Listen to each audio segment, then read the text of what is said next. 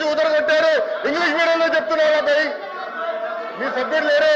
English medium గురించి ఊదరగొట్టారు కదా పొద్దున, మళ్ళీ ఇంగ్లీష్ మీడియం చదవలేరా? పొద్దున ఇంగ్లీష్ మీడియం అన్నారు.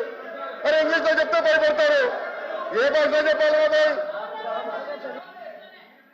గవర్నర్ గారు చదివింది ఇంగ్లీష్ లో.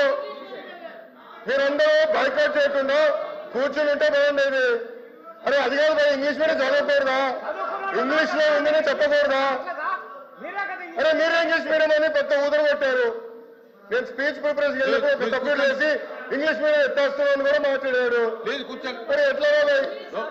తెలుగులో మాడితే తప్పంటారు, ఇంగ్లీష్ లో మాడితే తప్పంటారు, ఇంకా ఏ భాష మాట్లాడాలి? లోకేష్ గారు సార్ క్లియర్ గా 4వ పేజీలో to date investors have pledged investment of 6.5 lakh crores with an employment potential of 4 lakh jobs. అధ్యక్ష ఇది మా పార్టీ విధానం, ఇది ప్రభుత్వ నినాదం. క్లియర్ గా చెప్పాం అధ్యక్ష. గవర్నర్ గారు కూడా ఇది చదివారు అధ్యక్ష. దయచేసి మేడం గారు గుర్తుపెట్టుకోవాల్సిందిగా కోరుతున్నాం.